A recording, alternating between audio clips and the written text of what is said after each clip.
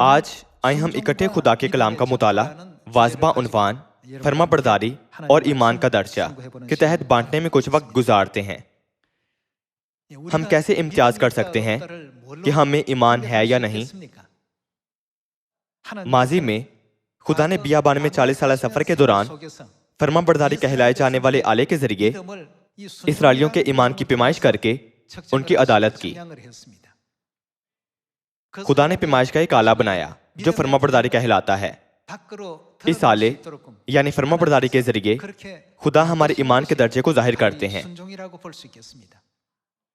मेरा ईमान कितना मजबूत है, हम खुद इसकी पैमाइश नहीं कर सकते हैं। ताहम एक शख्स के ईमान का पैमाना फर्माबरदारी है। फर्माबरदारी के जरिए हम अपने ईमान के दर्जे को नाप सकते हैं। मुझे उम्मीद है कि ये वो वक्त होगा जब हम ये पूछते हुए अपने आप पर गौर करेंगे कि क्या मैं सारे दिल से खुदा के कलाम की फर्माबरदारी करता हूँ? क्या मैं फर्माबरदार दिल के साथ खुदा की तरफ जा रहा हूँ? एक बार एक गुलफरोश ने बयान किया कि एक पौधा ऐसा है जिसे हफ्ते में सिर्फ एक बार पानी देना पड़ता है, और बहुत से लोग ये पौधा खरीदते हैं क्योंकि ये बहुत खूबसूरत है। ताहम उनमें से अक्सर लोग पौधे को मार डालते हैं। उन्होंने हर रोज पौधे को पानी दिया, हालांकि उन्हें हिदायत दी गई थी कि हफ्ते में सिर्फ एक बार पौधे को पानी देना है। ये ज्यादातर गर्मियों के दौरान होता है। जैसे कि लोग खुद प्यास महसूस करते हैं तो उन्हें लगता है कि पौधे भी प्यासे होंगे। बस जब गुलफरोश ने मुर्दा पौधों की जांच की तो उनमें से अक्सर की जड़ें ज्यादा पानी लगने की वजह से बोसीदा हो गई थी। ताहम दिलचस्प बात यह है कि सार्फिन में से 9 ब्याहता जोड़े पौधे की बेहतर देखभाल करते हैं। चूंकि पौधे उगाने और समाजी जिंदगी में उनका तजुर्बा कम होता है, इसलिए वो अपने तरीके से काम करने के बजाय गुलफरोश की हिदायत पर अमल करते हैं। वो बिल्कुल वैसा ही करते हैं जैसा गुलफरोश ने उन्हें बताया हो, और उसकी हिदायत पर अमल करते हैं कि कब पौधे को एक गमले से दूसरे गमले में मुंतकिल करना है और कब इससे खाद डालनी है। अक्सर ये देखा गया है कि जिंदा बचने वाले पौधे 9 ब्याहता जोड़े की देखभाल में होते हैं, जबकि अधेड़ उम्र के तजुर्बाकार अफराद अपने पौधों को मार डालते हैं। अगरचे ये महज एक छोटी सी मिसाल है जो फूलों की दुकान पर रूनुमा हुई थी, हम इसे समझ सकते हैं।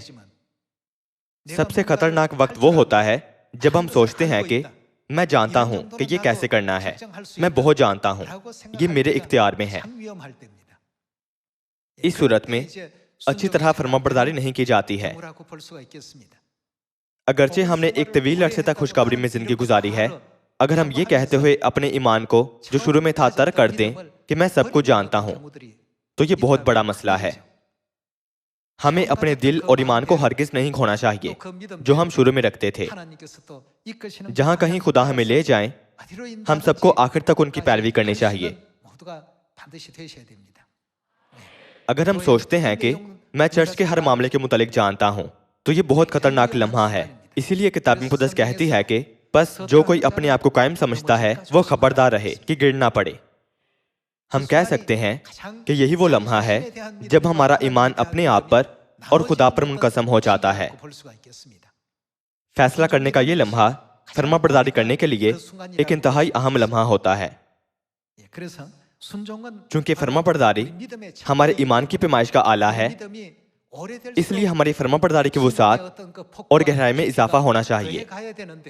चूंकि हम सच्चाई में ज्यादा देर से हैं, तो इसे मुखालिफ सिमत में नहीं जाना चाहिए। सही। आज पहले सामुएल बाब 15 आयत 22 से खुदा के कलाम पर एक नजर डालते हैं।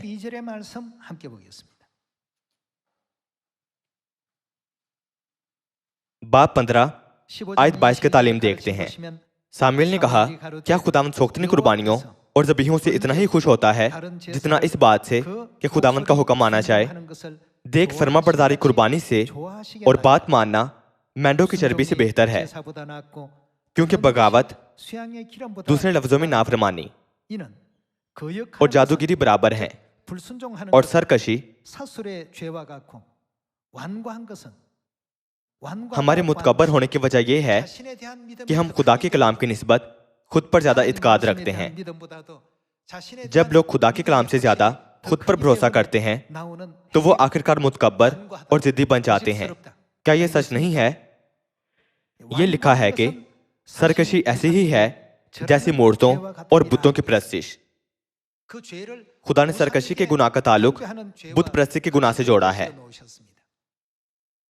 आप सब ऐसे बहुत से लोग हैं जो सोचते हैं कि फर्माबरदारी आसान है, क्योंकि हम ये लफ्ज अक्सर बोलते हैं। इसके बावजूद फर्माबरदारी आसान नहीं है। ये हमारे ईमान की पैमाइश करती है। क्या मुझे ये भी करना है? क्योंकि अब्राहम ने हर बात में फर्माबरदारी की, हत्ता कि वो काम किया जो वो वाकई नहीं कर सकता था। तो अब्राहम के मामले में किताब मुक़द्दस उसके बारे में क्या कहती है? क्या किताब मुक़द्दस अब्राहम को ईमान का जज नहीं कहती है? मेहरबानी से खुदा के लिए उसकी फर्माबरदारी के दर्जे पर गहराई से गौर करें। क्या हम खुदा पर उसके ईमान की हद को समझ सकते और अंदाजा नहीं लगा सकते? यूं फर्माबरदारी खुदा पर हमारे ईमान के दर्जे को जाहिर करती है। बस हम कह सकते हैं कि खुदा की फर्माबरदारी ही एक मियार है जो किसी के ईमान का फैसला करती है।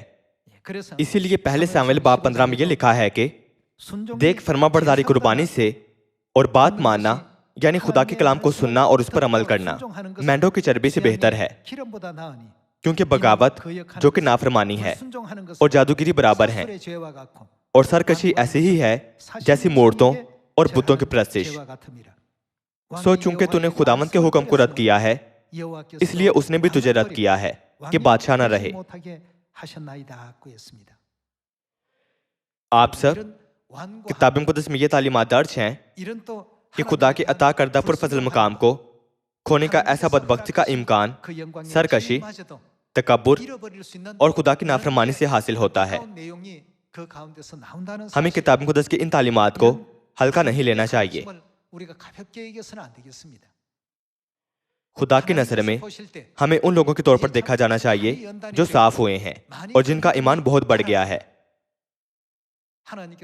क्योंकि खुदा हमारे ईमान की पैमाइश करते हैं, तो एक वक्त ऐसा भी आता है जब खुदा हमें अब्राहम, नूह और पौलुस रसूल जैसा ईमान रखने को कहते हैं।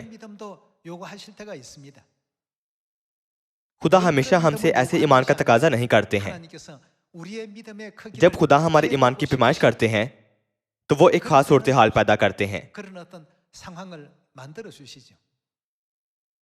ऐसी सूरत हाल में हमें अपने बारे में नहीं सोचना चाहिए, बल्कि पहले खुदा के बारे में सोचना चाहिए। यहां हम इजहार बयान सरकशी के बारे में सोचते हैं। इसका मतलब जिद है। यह लिखा है कि सरकशी बुत परस्ती की मानिंद है। अगर हम बुतों की परस्तिश करें तो क्या हम आसमान की बादशाही में जा सकते हैं? जब किसी को पहले यह ख्याल आता है कि शायद खुदा हमें माफ कर दें, शायद वो समझेंगे, तो ये सरकशी की तरफ ले जाता है जो बुत परस्ती की मानिंद है। साउल के बारे में सोचें। उसका बड़ा ईमान था कि खुदा ने उसे इस्राएल का पहला बादशाह मुकर्रर किया है। ताहम शुरू में उसका ईमान मुसलसल बरकरार नहीं रहा था। इसकी बजाय उसके ईमान का दर्जा उलट गया जब खुदा ने मुख्तलिफ चीजों से उसके ईमान की पैमाइश की और उसे परखा। एक लम्हा था जब वो खुदा की ख्वाहिश और दूसरों की ख्वाहिश के दरमियान एक दोराहे पर खड़ा था। खुदा ने साउल को हुक्म दिया कि किसी खास वजह से अमालिकियों और हत्ता कि उनके जानवरों को मुकम्मल तौर पर हलाक कर दे। ताहम दूसरों ने कहा क्या यह बेहतर नहीं होगा कि मोटी सेहतमंद नजर आने वाली भेड़ बकरियों को रखा जाए और इन्हें खुदा के हजूर कुर्बानी के तौर पर पेश किया जाए? वजह बहुत काबिल फहम लगती है। ताहम जब खुदा ने साउल के दिल में झांका तो उसमें खुदा पर थोड़ा सा भी ईमान बाकी नहीं था। उसके ईमान का दर्जा बिल्कुल नीचे था। सामुएल साउल से बहुत मोहब्बत करता था। वो एक दूसरे से अपने जज्बात बांटने के लिए काफी करीब थे। इस वजह से सामुएल खुदा की जानिब साउल के रवैये से दिल शिकस्ता हुआ। इसलिए उसने पूछा, क्या तुम वाकई सोचते हो कि मेंढों की चर्बी फर्माबरदारी से बेहतर है?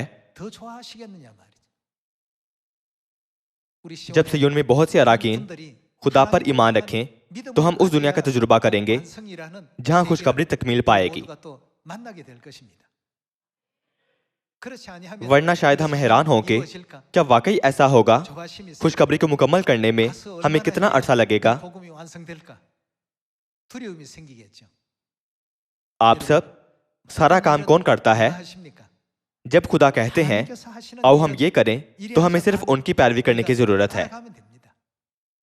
मुकाशफा बाब 14 में यूहन्ना रसूल ने 땅에서 구속하고 मुकाशफा में उन मुकद्दसीन को देखा जो जमीन से खरीद लिए गए थे। 요한이 계시 가운데 봤습니다.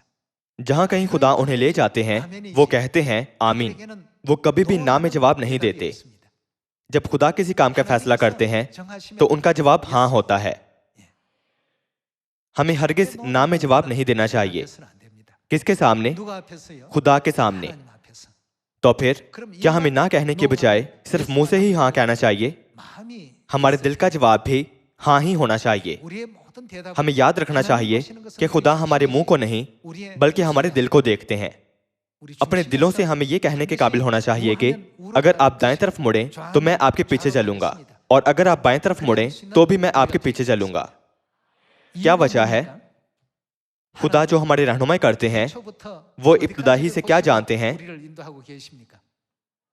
आइए यशायाह बाब 46 आयत 10 देखते हैं। 보도록 하겠습니다.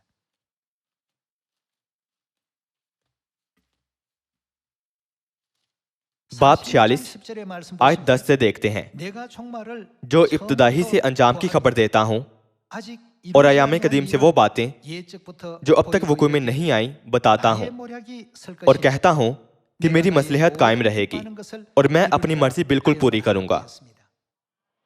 खुदा इब्तिदाई से अंजाम की खबर देते हैं। 초부터 종말을 내다보시고 नेस वो आने वाली चीजों के साथ क्या करते हैं? 조차도 어떻게 하신다고요? वो कहते हैं कि वो उन्हें पूरा करते हैं। 하나님 अगर हम खुदा की पैरवी करें तो हम तकमील का नतीजा देखेंगे, 하나님 लेकिन अगर हम खुदा की पैरवी नहीं करते 완성이라는 तो हम हरगिज तकमील को ना देख पाएंगे।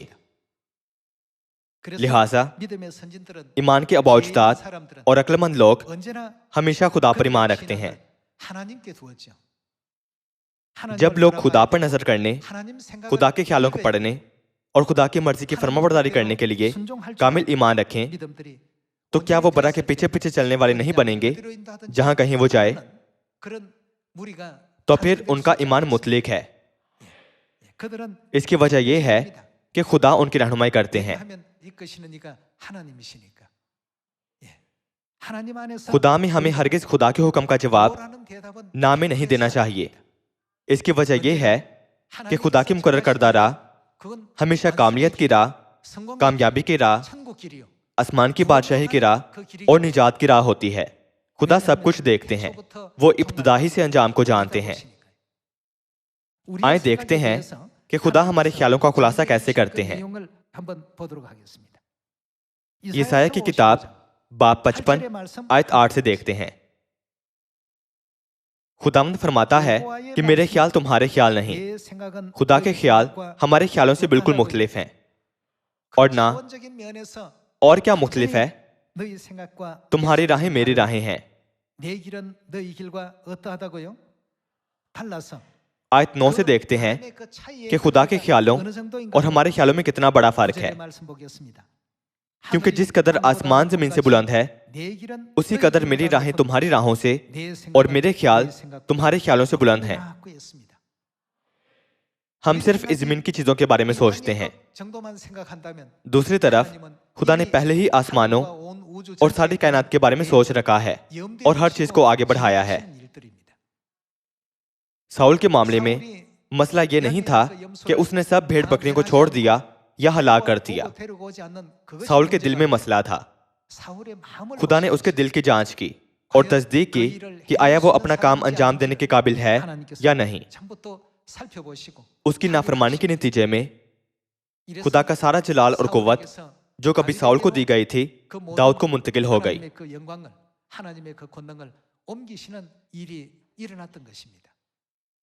माजी में रूनुमा होने वाले इन तमाम वाकयात से खुदा आज हमें सबक सिखा रहे हैं। हम शायद खुदा के कलाम को ये सोचकर हल्का लें कि ये मामूली सा मामला है या ऐसी बातें गैर अहम हैं। फिर भी खुदा के तमाम कलमात हमारे लिए कीमती और जरूरी हैं।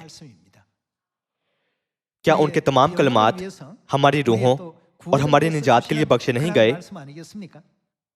वो हमें सिखाते हैं कि आफतों से कैसे बचें, हमेशा की जिंदगी कैसे पाएं और बरकत कैसे हासिल करें, लेकिन दुनिया उनके कलाम को नहीं मानती। 순종할 줄을 모릅니다.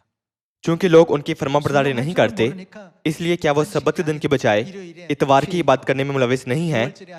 क्या वो ईद फसा की बजाय क्रिसमस और दीगर झूठी तालीमात में मुलविस नहीं हैं? बैरूनी नुक्ता नज़र से ये नाफरमानी है।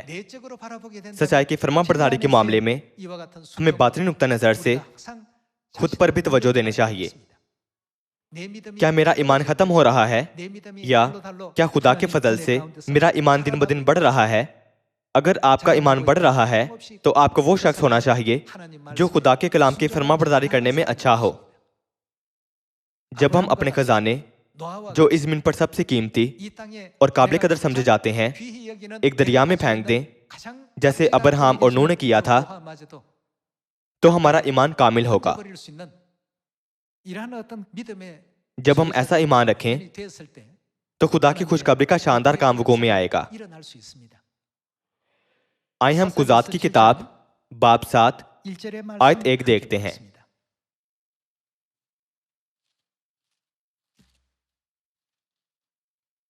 तब यरूबाल यानी जिदाउन और सब लोग जो उसके साथ थे सवेरे ही उठे और हिरोद के चश्मे के पास डेरा किया, और मिद्यानियों की लश्करगाह उनके शुमाल की तरफ कोहे मोरा के मुत्सिल वादी में थी। तब खुदावन ने जिदाउन से कहा, तेरे साथ के लोग इतने ज्यादा हैं। खुदा कहते हैं बहुत ज्यादा हैं। दरअसल उनकी तादाद ज्यादा नहीं थी। दुश्मनों की तादाद 1,35,000 थी, जबकि इस्राएली सिपाहियों की तादाद 32,000 थी। जब हम दुश्मनों की तादाद और इस्राएली सिपाहियों का जिस्मानी लिहाज से मुआसना करें तो इस्राएली सिपाहियों की तादाद बहुत कम थी। ताहम खुदा ने कहा कि उनकी नजर में आदमी बहुत ज्यादा हैं। आयत 2 दोबारा देखते हैं। तब खुदावन ने जिदाउन से कहा, तेरे साथ के लोग इतने ज्यादा हैं कि मैं मिद्यानियों को उनके हाथ में नहीं कर सकता। ऐसा ना हो कि इस्राएली मेरे सामने अपने ऊपर फख्र करके कहने लगे कि हमारे हाथ ने हमको बचाया। खुदा का मतलब था कि अगर वो जंग जीत जाते हैं तो वो अपने आप पर फख्र करेंगे कि ये खुदा की मदद से नहीं हुआ, बल्कि हम अजीम हैं। सही। आयत 3, सो तू अब लोगों में सुना सुना कर मुनादी करते कि जो कोई तरसान और हिरासान हो वो लौटकर कोहे जिला से चला जाए। चुनाचे उन लोगों में से 22,000 तो लौट गए और 10,000 बाकी रह गए। मजमूई तौर पर 32,000 सिपाही थे। ताहम उनमें से 22,000 आदमी खौफ से कांप रहे थे। वो बेदिली से शरीक हुए थे क्योंकि वो सिपाही थे। वो खुदा की नजर में लायक नहीं थे। खुदा ने कहा, इन सबको वापस भेज दे। ये ऐसी जंग नहीं है जो सिर्फ कसीर तादाद के बायस जीती जा सके। नतीजतन 22,000 आदमी वहां से चले गए। वो किस किस्म के लोग थे? ये वो लोग थे जो खौफ से कांपते थे। हम खौफ के बारे में सोचें। जब हम खुदा पर ईमान रखने में नाकाम हो जाते हैं तो क्या होता है? खौफ एक ऐसा मजहर है जो तब होता है जब हम खुदा पर ईमान नहीं रखते। खुदा ने दुनिया की तकलीफ से ही वादा किया है कि मैं हमेशा तुम्हारे साथ हूंगा। उनके वादे के बावजूद 22,000 आदमी खौफ से कांप उठे। इसलिए खुदा ने जिदाउन को हुक्म दिया कि उन्हें वापस भेज दे। आयत 4 देखते हैं। तब खुदा ने जिदाउन से कहा कि लोग अब भी ज्यादा हैं, सो तू उनको चश्मे के पास नीचे ले आ और वहां मैं तेरी खातिर उनको आजमाऊंगा। खुदा ने एक बार फिर उनके ईमान को आजमाया। और ऐसा होगा कि जिसकी बाबत मैं तुझसे कहूं कि ये तेरे साथ जाए, वही तेरे साथ जाए, और जिसके हक में मैं कहूं कि ये तेरे साथ ना जाए, वो ना जाए। सो वो उन लोगों को चश्मे के पास नीचे ले गया। और खुदावन ने जिदाउन से कहा कि जो जो अपनी जुबान से पानी चप्पड़ चप्पड़ करके कुत्ते की तरह पिए, उसको अलग रख, और वैसे ही हर ऐसे शख्स को जो घुटने टेकर पिए। सो जिन्होंने अपना हाथ अपने मुंह से लगाकर चप्पड़ चप्पड़ करके पिया, वो गिनती में 300 मर्द थे, और बाकी सब लोगों ने घुटने टेकर पानी पिया। बकिया 10,000 लोगों में से 9,700 लोगों ने पानी पीने के लिए घुटने टेके। खुदा ने छोटी से छोटी तफसील का भी मुशाहिदा किया और कहा, जो कोई आखिर में घुटने टेक दे, इस फहरिस्त से खारिज कर दिया जाए। खुदा ने 300 लोगों को चुना जिनका ईमान कामिल था और किसी भी हाल में घुटने नहीं टेके। आप सब उनके दुश्मनों की तादाद 1,35,000 थी। वो ऐसी नागवार सूरत हाल से दो चार थे, ताहम खुदा ने उनकी तादाद को कम करने पर इसरार किया और आखिर में 300 आदमियों ने 1,35,000 दुश्मनों का सामना किया। ये वाकई एक नामाकूल सूरत हाल थी।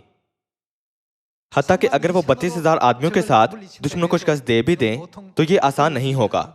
ताहम खुदा ने कहा 1,35,000 आदमियों के लश्कर का मुकाबला 300 आदमियों के साथ कर। इसके अलावा दुश्मन के पास अच्छे हथियार भी थे। कई लिहाज से उनके हालात साजगार थे। क्या ऐसी फौज की मुजाहमत करना हैरत अंगेज नहीं है? ये ऐसी जंग थी जो मर्दों की ताकत से जीती नहीं जा सकती थी।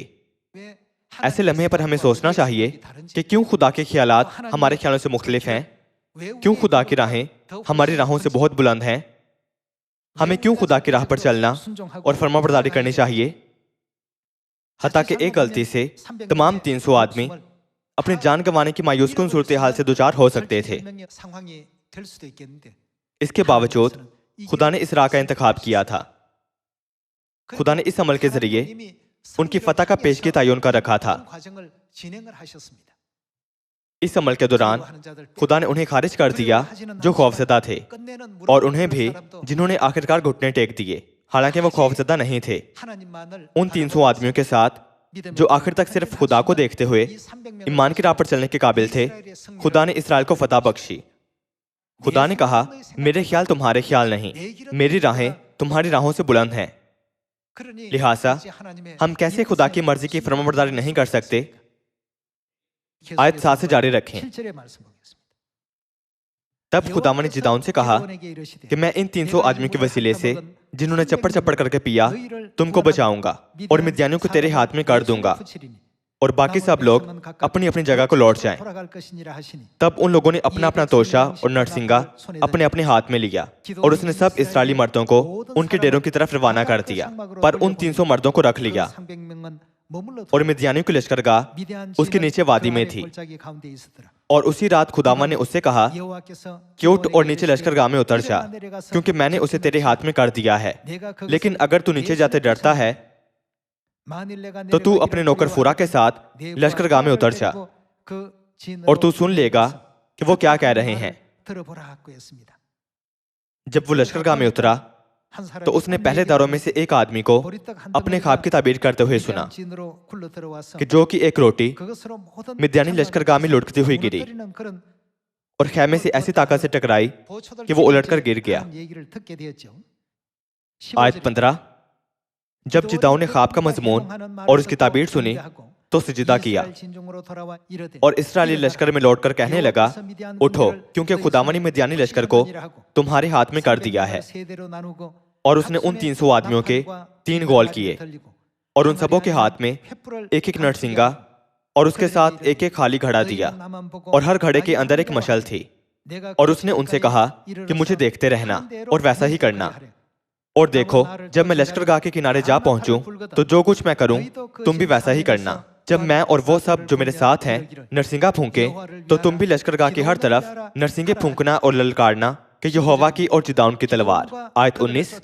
सो बीच के पहर के शुरू में जब नए पहरे वाले बदले गए तो जिदाउन और वो 100 आदमी जो उसके साथ थे लश्करगाह के किनारे आए, और उन्होंने नरसिंगे फूंके और उन घड़ों को जो उनके हाथ में थे तोड़ा, और उन तीनों गोलों ने नरसिंगे फूंके और घड़े तोड़े, और मछलों को अपने बाएं हाथ में और नरसिंगों को फूंकने के लिए अपने दाहिने हाथ में ले लिया, और चिल्ला उठे कि यहोवा की और जिदाउन की तलवार। और ये सब के सब लश्करगाह के चौगिर्द अपनी अपनी जगह खड़े हो गए। तब सारा लश्कर दौड़ने लगा और उन्होंने चिल्ला चिल्लाकर उनको भगाया, और उन्होंने 300 नरसिंगों को फूंका, और खुदावन ने हर शख्स की तलवार उसके साथ थी और सब लश्कर पर चलवाई। और सारा लश्कर सारी रात की तरफ बैत सिता तक और तबात के करीब अबील मुहला की सरहद तक भागा। तब इस्राएली मर्द नफ्ताली और आशर और मुनस्सी की हदूद से जमा होकर निकले और मिद्यानियों का पीछा किया। यूं खुदा ने उन्हें एक अजीम फतह से हमकिनार किया। आए बाब 8 आयत 10 की तरफ जाते हैं। और जिबा और जलमीना अपने करीबन 15,000 आदमियों के लश्कर समेत करकोर में थे, क्योंकि फक्त इतने ही अहले मशरिक के लश्कर में से बच रहे थे, इसलिए कि 1,20,000 शमशीर जन मर्द कत्ल हो गए थे। 300 आदमियों ने 1,35,000 दुश्मनों को शिकस्त दी।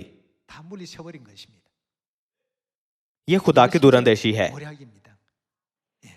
आप सब अगर 100 लोगों से भी पूछा जाए तो वो कहेंगे फतह तकरीबन नामुमकिन है। ताहम अगर हम एक और बात का इजाफा करें कि खुदा हमारे साथ हैं तो सूरत हाल बदल जाती है। इसका मतलब है कि 300 लोग 3 लाख या 30 लाख का बड़ा लश्कर बन सकते हैं। इसीलिए हमें फरमाबरदारी से खुदा की पैरवी करनी चाहिए जहां कहीं वो हमें ले जाएं। खुदा ने इब्तिदाई से अंजाम की खबर दी है और हमें उस राह पर चलने के लिए रहनुमाई कर रहे हैं जो हमें मुस्तकबिल में फतह की तरफ ले जाएगी।